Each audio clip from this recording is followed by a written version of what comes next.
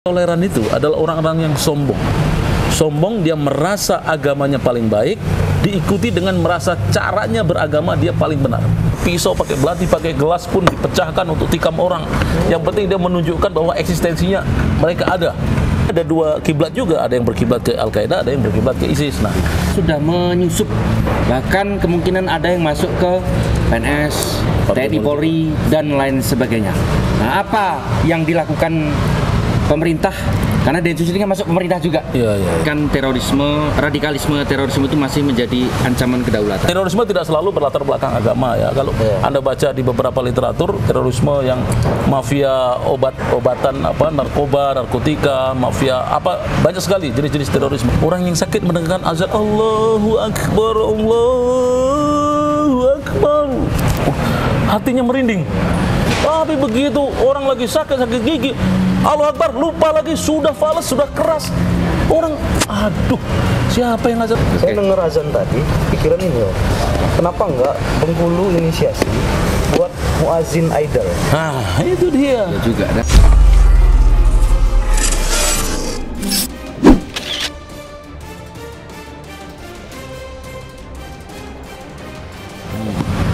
Assalamualaikum warahmatullahi wabarakatuh. Waalaikumsalam warahmatullahi wabarakatuh. Nongol lagi di forum Bengkulu. Forumnya Kritis mencerdaskan. Caca. Ini kita lagi bersama, ini veteran nggak? Agak ngeri yang kita bahas nih. Kalau ngeri-ngerinya Hotman Paris kayak gini. Banyak cincinnya. Tapi seru. Tadi udah ngobrol-ngobrol juga sebelum kita mulai ini tadi sama komandan. Orangnya asik, ternyata Densus itu nggak menyeramkan. Orangnya enak-enak. Tapi kalau lagi kerja, wah semangatnya luar biasa. Itu logonya itu apa, dan itu mata apa itu? Logo Densus itu? Itu burung hantu ya. Burung hantu. Itu gelap-gelap itu. Gelap-gelap. Artinya malam-malam mereka tetap kerja. Tetap kerja ya. Tetap melek. Kita mulai. Meski dalam kegelapan tetap melihat. Tetap melihat. Ya, kira-kira gitulah. Ya. Oke, kita bersama Mas Bowo juga, ya, Wibowo Susilo. Beliau ini host tetap kita, ya, dan juga beliau di Sekretaris Forum Koordinasi Pencegahan Terorisme. Kebetulan. Jadi, kebetulan nyambung lah ya. Nanti ngobrolnya. Dan kita kenalin dulu teman-teman kita. Beliau ini Kombes Pol Dr. Imam Subandi SSSH MH. Panjang ya? Panjang. Berarti jengkal lagi profesor ini. Amin. Dan jenderal. Iya, kan polisi beliau. Oh, siap. Kalau beliau mau jadi Kapolri masih ada kemungkinan. Kalau kita kan nggak mungkin jadi Kapolri kan. Ya. Gitulah kira-kira. Nah, satuan yang saya tanya dulu sama beliau nih kan,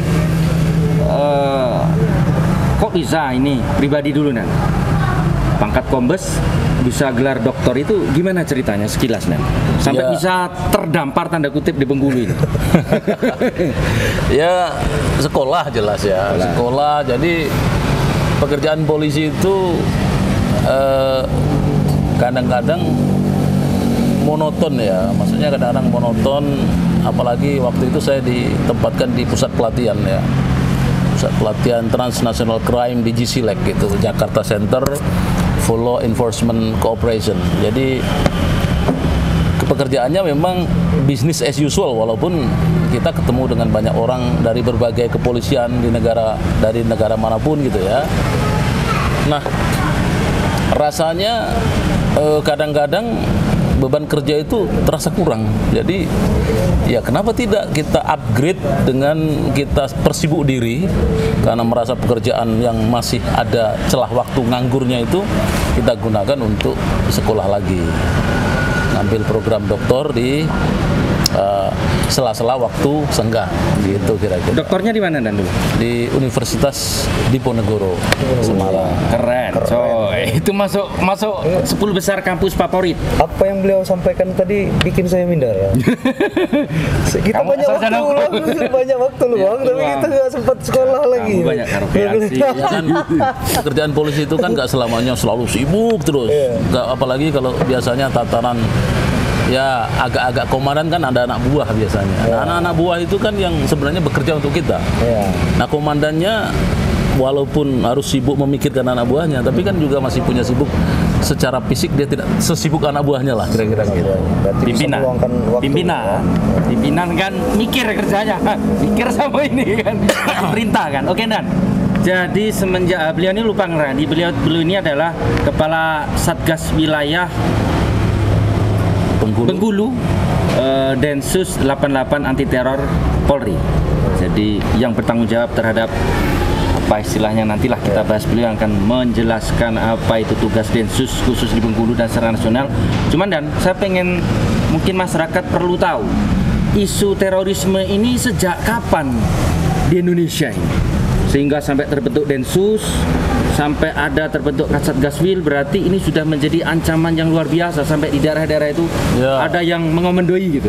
Gini ya, sebenarnya kalau dari sisi ketidakpuasan terhadap negara lalu melakukan teror, ya teror dalam pengertian serangan-serangan yang acak terhadap simbol-simbol atau terhadap representasi orang-orang yang tidak disukai, itu memang sudah sejak Indonesia baru merdeka itu sudah terjadi ya. Tetapi yang sebagai momentum katakanlah bangkitnya terorisme di Indonesia itu memang pertama-tama sejak munculnya bom di WTC ya, 9/11 itu, lalu kemudian lalu kemudian kalau di Indonesia tentu ditandai dengan berhasilnya Jamaah Islamiyah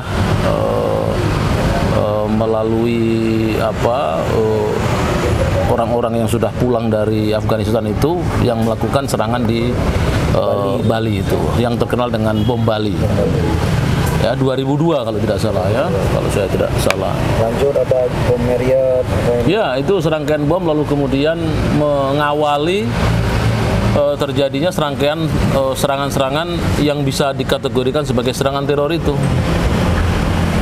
Kalau batasannya itu ya bisa dibilang teroris itu seperti apa? Tentu dari sisi hukum terorisme itu adalah orang-orang yang melakukan tindak pidana terorisme ya, sebagaimana diatur oleh Undang-Undang Nomor 5 Tahun 2018. Nah, tapi secara umum karakteristik terorisme itu satu, biasanya dia ada motif ideologi keagamaan yang paling kuat di Indonesia dan di negara-negara di mana sektarian keagamaan itu menjadi persoalan. Ketidakpuasan masa lalu itu biasanya dilatar belakangi dengan ideologi keagamaan. Lalu kemudian terorisme itu selain dimotivasi oleh ideologi keagamaan, biasanya ciri-cirinya adalah adanya semacam cita-cita yang bersifat utopis. Utopis itu dia ingin menggambarkan masyarakat sebagaimana yang ada di dalam ide mereka, masa lalu, zaman kekhalifahan masa lalu, atau zaman ketika misalkan satu kelompok agama itu sedang masa jaya-jayanya. Nah, mereka merindukan masa-masa yang lalu itu, yang sudah tidak ada itu. Terus kemudian mereka juga menganggap bahwa yang paling khas ketika terorisme itu berlatar belakang agama, biasanya dia menganggap bahwa kejahatannya itu dilakukan atas dasar semangat membela agama, atau dia merasa mendapatkan perintah dari Allah, dari Tuhan Yang Maha Esa, maka dia melakukan itu. Oleh karena itu, biasanya antara pelaku dan korban itu tidak saling kenal. Pelaku dan korban itu tidak saling kenal dan bersifat acak serangannya. Karena siapapun yang jadi korban tidak masalah. Yang penting korbannya itu adalah representasi atau paling tidak perwakilan dari kelompok tertentu atau simbol tertentu yang tidak disukai atau yang dianggap sebagai musuh yang layak diperangi itu. Walaupun dia muslim, karena bagi mereka ada satu kelompok agama di dalam Islam itu yang disebut dengan kelompok takfiri, yaitu yang mengkafirkan sesama muslim. Mereka sama-sama beragama Islam, tetapi karena tidak sama dengan prinsip dan ideologi mereka, cara beribadahnya tidak sama, maka itu sudah cukup bagi mereka menjadi sasaran untuk diserang. Gitu. Nah, kalau bicara konteks Indonesia dan itu kan yang sering didengar masyarakat itu kan mereka ini punya ciri-ciri atau identik dengan simbol-simbol busana tertentu. Nah, terkadang ini juga masih menjadi polemik. Misalnya mereka pakai cadar yang perempuan karena memang dulu pernah ditangkap kan. Kemudian komunitas mereka ini bercelana cingkrang. Sedangkan saya pernah melihat seorang kiai itu ya celana cingkrang itu bisa memang menjadi bagian dari komunitas mereka, bisa juga tidak gitu. Nah, bagaimana dalam kacamata Densus melihat hal seperti itu? Ya, inilah kesalahan kita pada umumnya, dianggap bahwa labeling terorisme itu dilekatkan pada identitas-identitas yang nampak seperti itu, padahal tidak.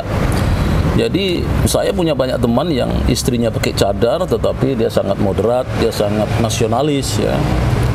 Bahkan waktu saya ikut menangani ya, baik secara langsung ataupun tidak langsung kasus Tamrin itu, pelakunya si Sunakim itu dia pakai jin, pakai baseball, iya baseball. Jadi saya pikir itu menyesatkan itu menyesatkan karena sejatinya tidak ada ciri-ciri terorisme itu yang bisa dilihat nampak luar, itu tidak bisa.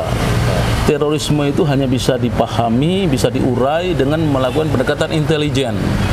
Nah, oleh karena itu masyarakat awam tidak bisa melihat secara langsung sejelas komunitas intelijen. Kalau komunitas intelijen akan tahu, dia bisa membedakan mana pakaian-pakaian cingkrang yang nasionalis, mana yang pakaian jin tapi dia radikalis misalkan. Itu kelompok-kelompok intelijen yang tahu. Oleh karena itu memang jadi masyarakat kadang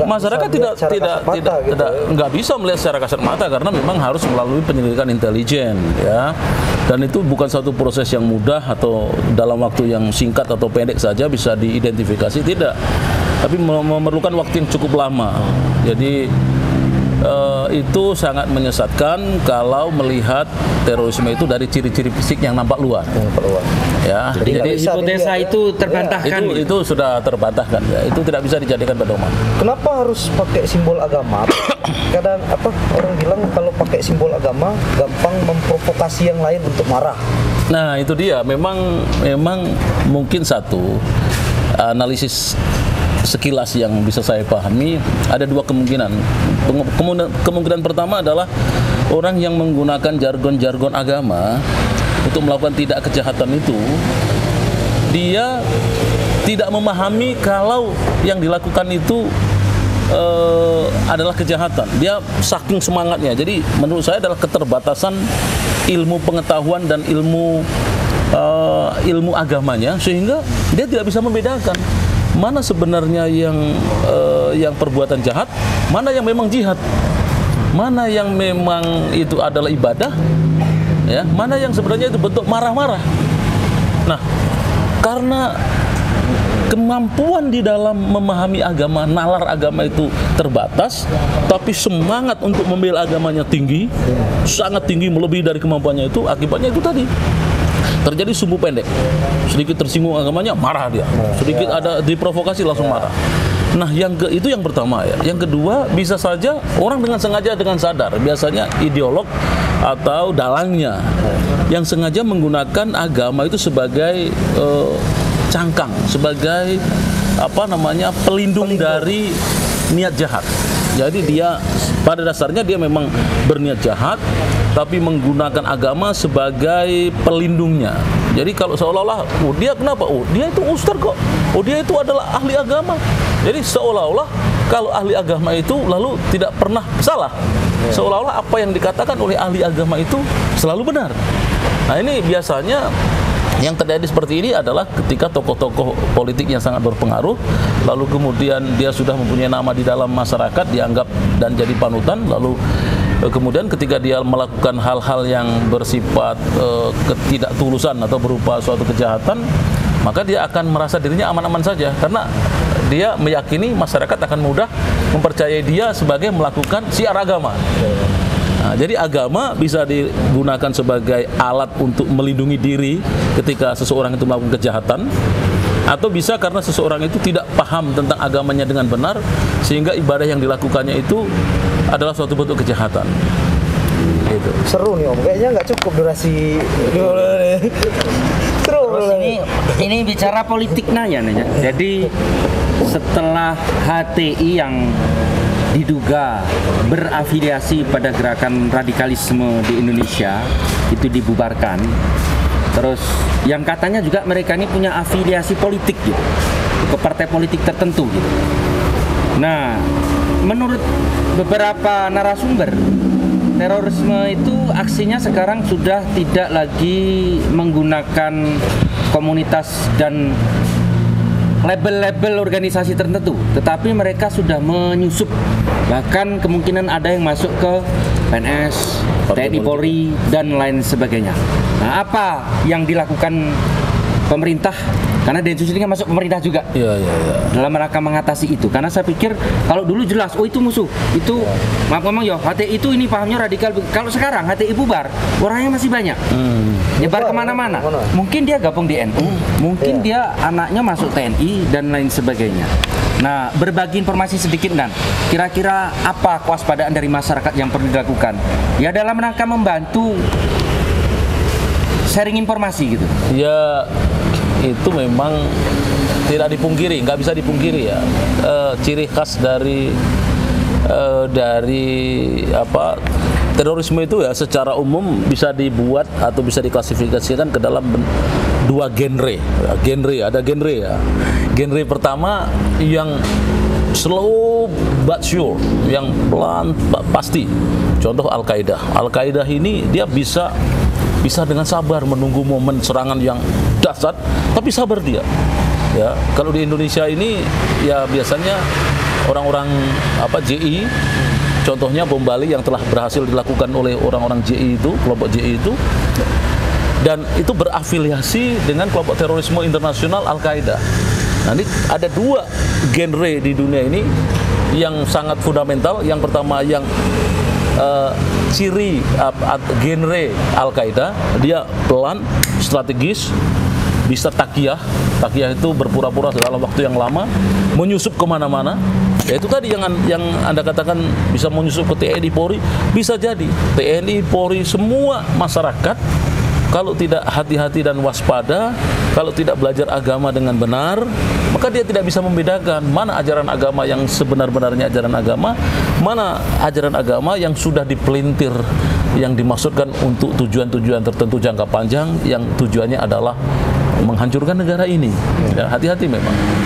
Nah, yang ISIS, kalau ISIS tidak.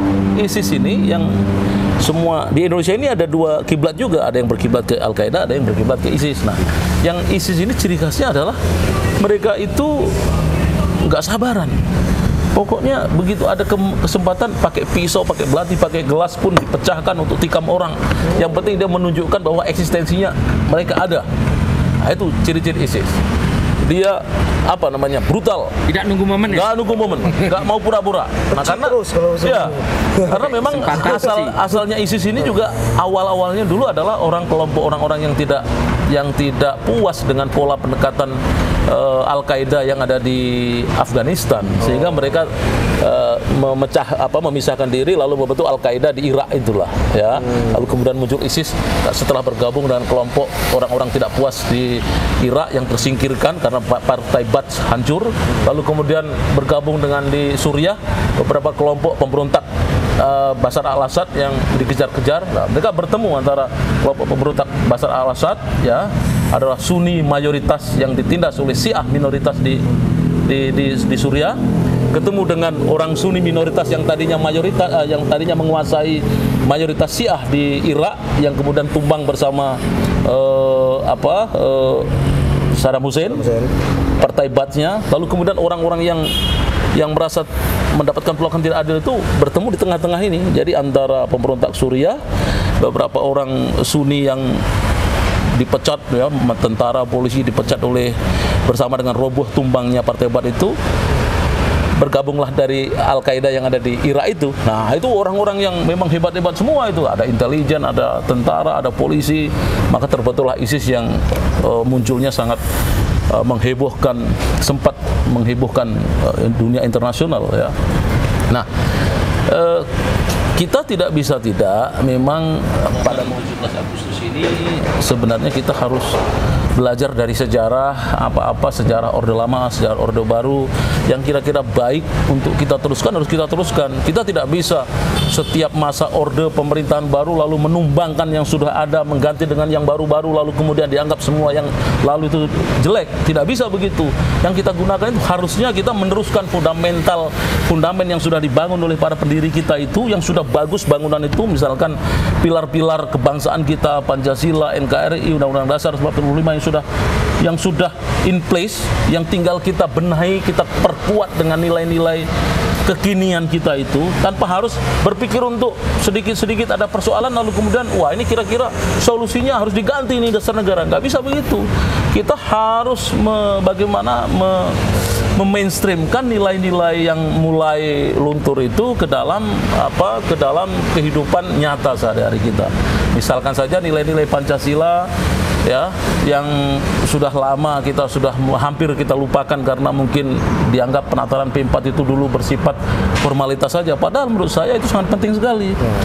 Harus dijadikan semacam budaya lagi, karena walaupun apapun alasannya, Pancasila dan Undang-Undang 45 itu lebih baik tetap terus diteriakkan, walaupun sampai saat ini misalkan kita menganggap bahwa kita selalu teriak tentang Pancasila dan Undang-Undang 45, tetapi kita toh masih terjadi, mungkin ada tidak patuh hukum, ada korupsi dan lain-lain, tetapi kita tidak bisa menjadikan semua situasi ketidaksempurnaan saat ini yang harusnya kita perbaiki itu lalu kemudian menjadikan alasan untuk ya sudah tidak perlu lagi P4, tidak perlu lagi untuk memainstreamkan nilai-nilai. Bukan itu, tapi bagaimana kita kembali lagi back to basic. Apa basic kita? Yaitu nilai-nilai luhur Pancasila itu terus kita masyarakatkan melalui apapun program-program untuk program-program ke depan. Misalkan dengan menghafal butir-butir Pancasila, nilai-nilai Pancasila dan kemanusiaan itu harus selalu kita gemakan. Jangan putus-putus, karena itulah dasar eksistensi bangsa itu. Kalau itu sudah mulai luntur, maka pelan-pelan juga akan redup nilai-nilai kebangsaan itu, akan diikuti dengan mungkin robohnya negara juga. Terorisme itu untuk meredupkan nilai-nilai. Betul sekali, karena terorisme itu yang diusung, terutama kalau di Indonesia memang terorisme itu berbasis. Terorisme tidak selalu berlatar belakang agama ya. Kalau Anda baca di beberapa literatur, terorisme yang mafia obatan narkoba, narkotika, mafia banyak sekali jenis-jenis terorisme. Tapi memang di negara-negara yang berbasis agama, contohnya Indonesia yang berbasis agama Islam itu, yang paling berbahaya memang terorisme yang berlatar belakang agama, karena mayoritas agama Islam, kalau semua jargon-jargon itu dimasukkan ke dalam masyarakat Indonesia ini melalui jargon-jargon Islam, nah bayangkan saja, Islam itu adalah agama mayoritas. Jadi ini akan menjadikan pilihan yang sangat lukratif, pilihan yang sangat menjanjikan bagi orang-orang yang bisa menguasai jargon-jargon agama itu untuk tujuan-tujuan lain selain tujuan agama. Itu persoalannya. Kalau di Indonesia itu kan dulu kan mereka mengorganisir dalam bentuk lembaga seperti saya ceritakan tadi kan. Kalau sekarang mereka sudah melebur. Nah, tetapi pemerintah saya lihat sudah mengantisipasi dengan semakin menajamkan undang-undang. Seperti yang komandan sebutkan kan, itu undang-undang direvisi kan, supaya lebih tajam dalam penindakan kan. Nah, berarti sampai hari ini kan radikalisme terorisme itu masih menjadi ancaman kedaulatan, terutama punya tujuan untuk merongrong ideologi dasar kita, yaitu Pancasila kan. Nah, ada satu tagline yang saya sering dengar itu, moderasi beragama. Ini yang sering diusung oleh Kemenak kalau tidak salah. Mungkin juga institusi lain yang menjadi jejaring dari gerakan moderasi beragama ini kan. Nah, bisa komandan jelaskan apa sebenarnya moderasi beragama itu? Ya, ini saya secara Bukan modernisasi beragama ya? moderasi beragama itu saya pernah ketemu dengan Kakanwil Kemenak. Saya banyak belajar dengan beliau. Jadi intinya banyak orang yang takut ketika bicara soal moderasi beragama itu. Waduh, ini agama kok dikurang-kurangi. Bukan itu. Maksudnya moderasi beragama itu adalah cara kita menafsirkan dan memahami agama itu yang harus kita moderasi. Agama itu, penilaian agama itu tidak mutlak satu. Banyak merupakan satu ring antara 1 sampai 10 lah misalkan ya. Yang keras itu misalkan 10 itu keras. Ya kalau bisa masih dalam konteks 5, 6, 7 atau mungkin 4, 5. Tapi toh itu di dalam ring batasan dari kebolehan-kebolehan dalam memaknai agama. Contohnya gitu. Contoh dalam azan saja, soal azan. Azan itu kan baik, memanggil orang untuk sholat. Apakah azan bisa tidak baik? Bisa. Ketika satu, azannya dilakukan oleh orang yang bukan ahli azan, yang baru belajar azan, salah-salah, fales, volumenya 100. Bayangin, di sebelahnya rumah sakit. Nah, kira-kira manfaat atau tidak manfaat ini? Padahal tujuan daripada memanggil orang untuk azan, azan itu adalah memanggil orang untuk sholat. Padahal jarak masjid kita ini kan ada yang jarak 100 meter, 200 meter sudah ada masjid lagi. Kenapa volumenya tidak dikecilkan saja? Nah, ini kan satu contoh cara moderasi beragama adalah azan tetap azan, tetapi kita berpikir lingkungan kita, oh orang ada rumah sakit. Kalau begitu volumenya mungkin cukup 3 atau 5. Merdu lagi. Orang yang sakit mendengarkan azan Allahu Akbar, Allahu Akbar. Hatinya merinding. Tapi begitu orang lagi sakit gigi, Allahu Akbar, lupa lagi, sudah fales, sudah keras. Orang, aduh, siapa yang azan? Saya aja sesama orang muslim juga. Kadang-kadang saya dengerin tuh, bangun tidur tuh, ada suara azan yang merdu. Waduh, tadinya malas sholat. Karena tergoda dengan suara azan itu. Tapi ada juga kadang-kadang saya baru berangkat tidur jam 1, ya kan? Atau jam 2 baru tidur, jam 3 ada suara azan yang keras sekali. Pingin rasanya datang ke orang itu. Kamu belajar dulu lah azan itu. Benar, saya pernah datang. Kamu azan, ternyata yang azan bukan dia, adalah di rekaman kaset gitu. Ya kan? Aduh, kenceng lagi gitu. Nah, jadi ini kan hanya masalah tepo seliro bahasa Jawanya. Jadi beragamalah ya beragama, tapi Mbok Yao gitu ya. Mbok Yao juga pikirkan orang lain yang selain kamu. Karena beragama itu pada dasarnya kan tujuannya kan antara kita kepada Allah Subhanahu wa taala.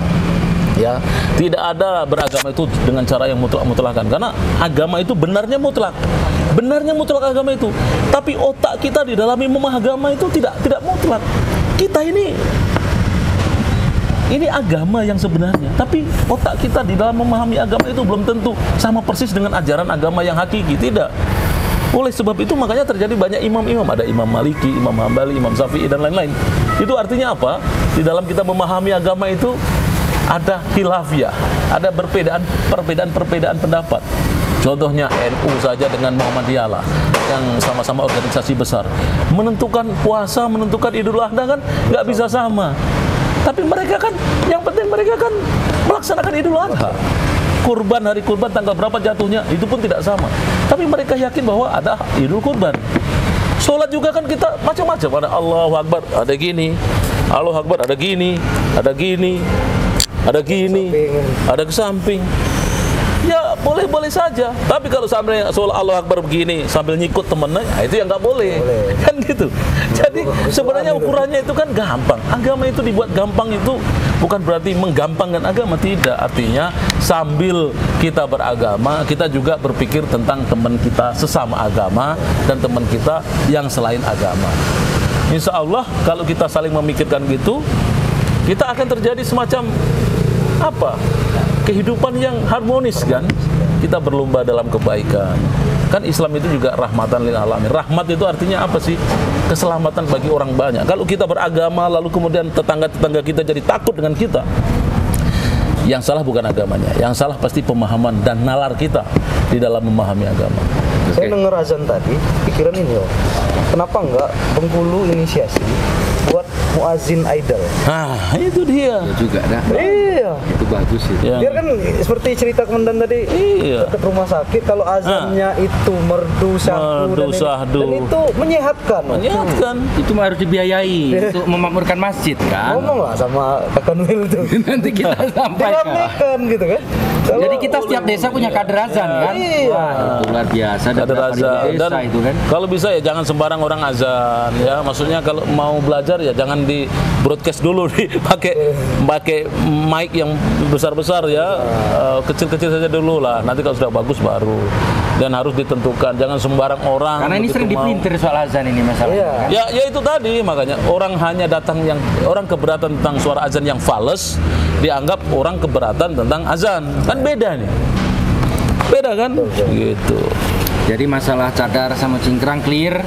Ya, cadar cingkrang itu tidak bisa dijadikan patokan ya. Banyak sekali orang-orang bercadar, orang-orang cingkrang yang nasionalismenya sangat tinggi. Teman-teman saya itu sulit disebutkan dengan hanya jari saja. Banyak sekali ya yang mereka itu lebih nasionalis daripada kita-kita yang mengaku nasionalis itu gitu. Banyak saya temu dengan teman-teman seperti itu.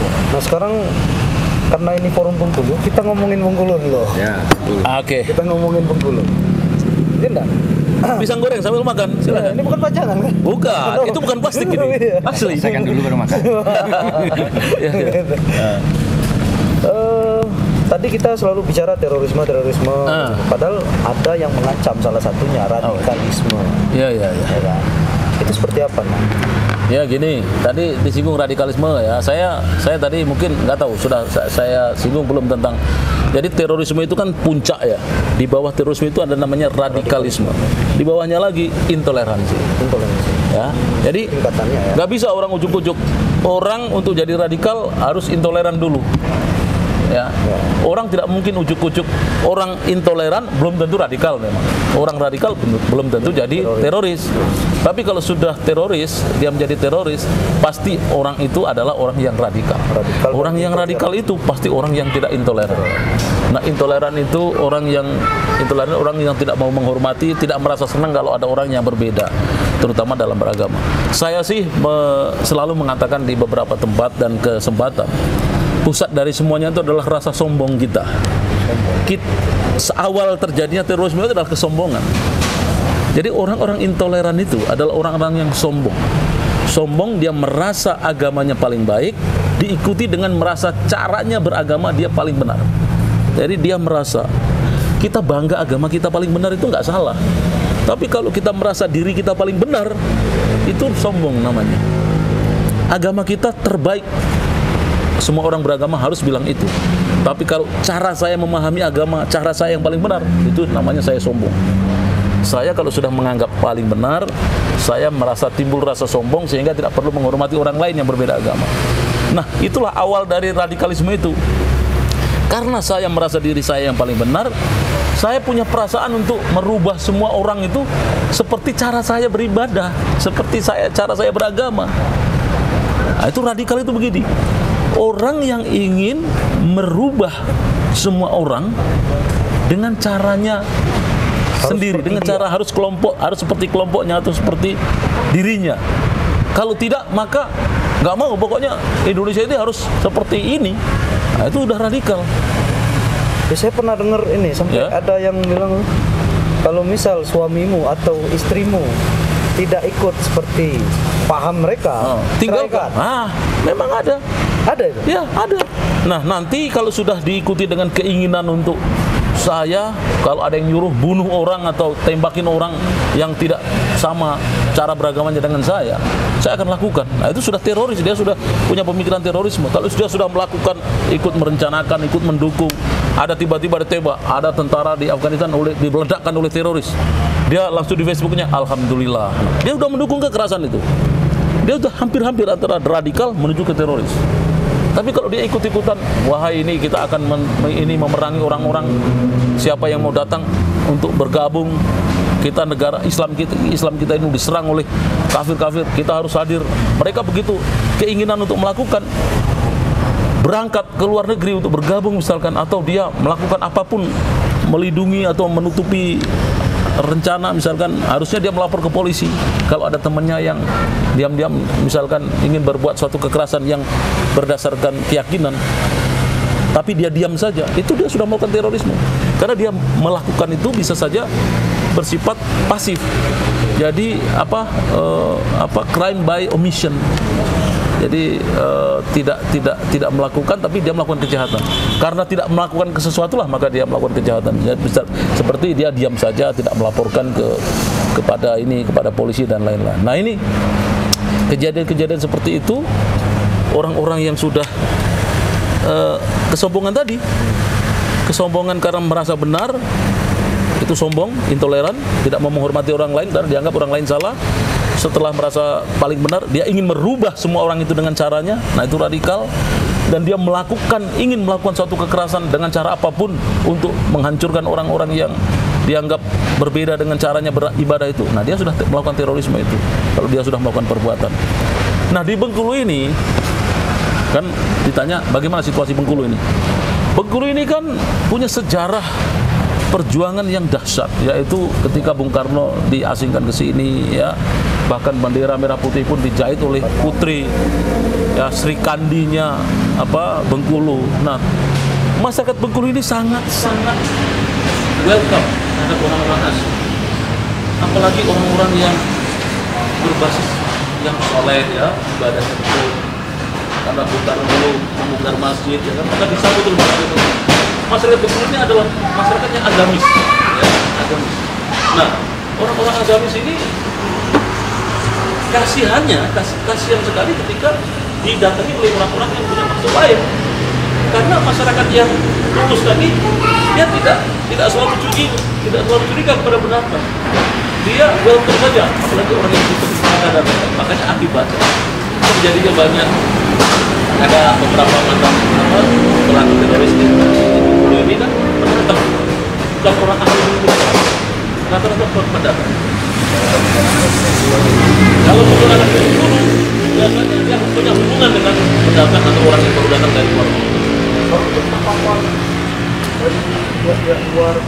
Secara masyarakat Bengkulu dari sisi keterpaparan itu bukan hanya masyarakat Bengkulu, artinya gini. Dalam tahap awal mungkin paling tidak orang-orang itu akan membangun satu semacam media. Yang harus kita jaga itu adalah orang akan membangun media toleransi itu. Jadi mereka masuk ke Bengkulu ini dengan tujuan-tujuan tertentu, tapi tidak langsung menjadi teroris, menjadi radikal, tidak. Tapi masuk melalui jargon-jargon yang bersifat ibadah keagamaan. Tapi secara pelan-pelan mereka ingin membentuk bahwa seolah-olah tidak ada cara lain untuk menyelesaikan persoalan bangsa ini selain dengan alternatif ideologi, katakanlah misalkan khilafah seperti itu. Tapi untuk masyarakat Bengkulu secara umum saya bisa yakin bahwa filternya cukup kuat, ya. Masyarakat Bengkulu ini kan adat masih dijunjung tinggi, ya. Mereka juga mudah bergaul dengan orang lain, ya, dengan pendatang dan lain-lain. Bahkan di beberapa tempat seperti di Bengkulu Utara itu bupatinya juga bukan orang asli Bengkulu, ya kan? Konon kabarnya orang Jawa, Medan, ya. Nah, jadi ini menunjukkan bahwa masyarakat Bengkulu itu situasi yang saat ini harus kita jaga bersama melalui media-media yang ada, bahwa untuk selalu aware, ya, waspada tentang kemungkinan disusupkannya paham-paham yang menjanjikan alternatif solusi bagi persoalan bangsa ini. Persoalan bangsa ini tidak bisa diselesaikan dengan penggantian ideologi, tidak. Tapi yang perlu kita lakukan adalah bagaimana kita introspeksi sejauh mana kita melestarikan budaya-budaya leluhur yang ditinggalkan oleh para founding fathers itu. Jangan-jangan memang kita belum laksanakan dengan baik. Bukan berarti dengan sepeda sudah dibelikan capek-capek, ya, oleh bapak kita dulu, lalu kemudian sepeda dibuang, kita ganti sepeda baru, padahal nggak cocok. Sepeda yang cocok itu sepeda gunung itu memang. Kita malah ganti dengan sepeda listrik. Nah, kita naik gunung terus kok sepeda listrik, kan nggak cocok. Pancasila dan Undang-Undang 45 itu sudah sesuai dengan budaya bangsa kita. Tidak bisa ditawar-tawar lagi. Maka yang harus kita lakukan adalah introspeksi dan rethink, berpikir kembali untuk sejauh mana kita melaksanakan nilai-nilai itu. Jangan-jangan ada terlewatkan, jangan-jangan kita ini justru justru kita terlupakan budaya-budaya asing, baik yang asing yang berbau Arab, asing berbau sok-sok demokrasi, misalkan nilai-nilai dari luar, baik yang ekstrim kiri ataupun kanan ataupun yang tengah. Semua nilai-nilai yang tidak cocok dengan budaya bangsa kita ini pasti merusak. Nah, oleh karena itu tidak ada cara lain selain kita fokus kembali ke basic tadi, yaitu nilai-nilai bangsa yang sudah ditanamkan. Karena bapak-bapak pendiri bangsa kita itu sudah coba-coba dulu dengan nilai ini, komunisme, dengan nilai agama, dengan ini. Nggak ada yang cocok. Yang cocok Pancasila ini, yang bisa merangkul semuanya. Jadi sudahlah, nggak usah coba-coba cari lagi. Itulah jodoh kita, itulah yang mengikat persatuan kita sampai utuh sampai sekarang ini. Nggak usah coba-coba lagi. Karena banyak sekali kalau kita mau contoh, komunisme sudah hancur di negaranya, ya. Wahabisme, Islamisme, Islam yang radikal, yang fundamental, sudah banyak negara-negara Islam yang hancur, ya, yang tidak sesuai justru menjauhi dengan nilai-nilai Islam. Mana ada lagi? Tidak ada negara-negara yang bisa berhasil. Semuanya itu adalah negara-negara yang bisa stabil itu ketika mereka kembali kepada budaya bangsanya sendiri. Oke, Nan. Terus sasaran mereka yang potensial itu seperti apa? Baik itu individu ataupun komunitas. Karena bisa jadi orang ini secara nggak sadar itu sudah melalui beberapa tahapan itu, intoleran, radikalisme. Pas sadar udah susah keluar kan? Saya ini ternyata sudah dalam lingkaran ini gitu. Jadi segmen mereka itu seperti apa, Nan? Termasuk bahaya medsosnya itu. Ya gini, ini terutama di tahun politik ya. Di tahun politik ini sangat rawan kan. Primordial ya, terus kemudian terjadinya polarisasi antara misalkan Islam non Islam, kafir non kafir, ya kan. Nah, itu memang bahaya. Nah, oleh karena itu literasi itu penting sekali. Media sosial ini perannya sangat besar. Media sosial harus mencoba, pertama-tama media sosial itu harus menarik dirinya dari kemungkinan keterlibatannya di dalam tarik menarik kepentingan antara yang bersifat disintegrasi. Artinya pertama-tama media sosial itu menurut saya dia harus selesai dulu dengan dirinya. Saya yakin memang media itu dibiayai oleh pemilik modal. Pemilik modal itu punya nilai-nilai. Nah, kita nilai-nilai itu harus punya semacam batas toleransi. Kita bolehlah sekedar rebutan katakanlah pangsa pasar, rebutan politik untuk dalam hal suara dan lain-lain. Tapi ketika sudah menyangkut hal-hal yang sangat fundamental seperti keberlangsungan negara ini, kita harus kembali, harus sadar. Jangan mau kita diadu domba ya. Politik itu hanya sesaat. 5 tahun kemudian sudah ganti. Kita ingat contoh yang paling baik itu adalah Pak Prabowo dengan Pak Jokowi. Langsung bayangkan yang tadinya berbeda, lalu kemudian mereka bisa berada di dalam satu kapal yang sama menyelamatkan Indonesia ini. Ya, begitu juga Pak Sandiaga Uno dan lain-lain. Nah, ini contoh-contoh yang sudah diberikan teladan oleh para negarawan-negarawan kita itu yang harus di mainstreamkan oleh media sosial. Jadi jangan lagi mengulang lagi pola-pola seperti misalkan kasus Pak Ahok lawan Pak Anies. Nah, itu satu presiden yang buruk ya. Tapi Pak Jokowi lawan Pak Prabowo itu satu pola yang bagus untuk diteladani. Bagaimana penyelesaian konflik itu berakhir dengan satu kesadaran mereka berdua untuk menyelamatkan bangsa ini. Jadi caranya ya bagaimana media ini menempatkan diri. Media ini kan, masyarakat kita ini kan malas untuk mencari referensi yang benar. Jadi hoax itu nanti akan tetap menjadi semacam komoditi. Ya, masyarakat kita ini akan megang HP, dia nggak peduli dengan apa isinya, pokoknya wah ini pasti begini gitu. Nah, memang sangat berbahaya. Nah, oleh karena itu ini media sosial ini kan hidup di dalam satu space. Space itu apa ya? Semacam kayak katakanlah satu bentuk ruang kosong. Nah, kalau media itu lebih banyak menyuarakan hal-hal yang bersifat menguatkan dan menyatukan perbedaan yang ada di Indonesia ini, maka ketika kita klik, yang keluar adalah yang nilai-nilai menguatkan tadi. Jadi media yang sayang dengan bangsanya, media yang bersifat nasionalis dan kenegarawanan yang kuat, itu harus lebih banyak dia mengisi space ini, mengisi ruang media ini, supaya ketika klik itu yang ada adalah yang menguatkan.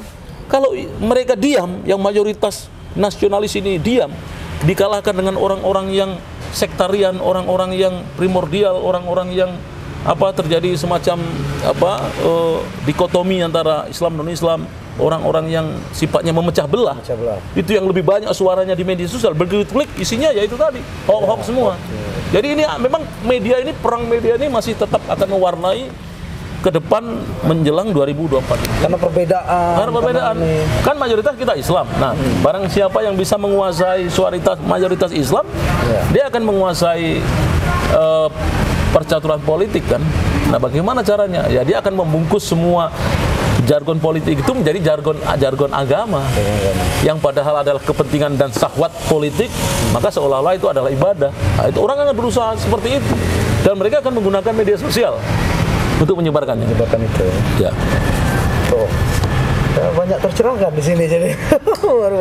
Jadi nanti makin kita kan channelnya banyak channel soal politik nih, bahasannya nih. Bapak, nanti kita undang lagi pas sudah masuk. Partai-partai sudah lolos, itu kita undang lagi. Edukasi kan.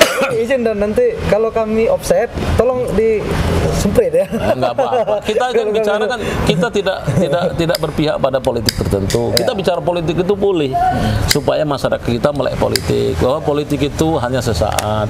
Tidak ada yang abadi di dalam politik selain kepentingan. Hari ini kawan, besok jadi lawan. Hari ini lawan, besok jadi kawan. Itulah politik. Jadi politik itu tidak sama dengan agama. Ya, kalau politik sudah dimasuki agama, atau agama sudah dimasukkan ke dalam unsur politik, yang terjadi ya zaman dulu. Khulafaur Rasyidin, 4 khalifah itu kan semuanya mati terbunuh kecuali satu, Abu Bakar. Karena agama sudah dicampur-campurkan dengan politik. Ibnu Mulzam membunuh Sayyidina Ali itu karena politik. Khalifah itu kan mati politiknya, kecuali Abu Bakar ya. Abu Bakar aja. Abu Bakar sakit. Ya.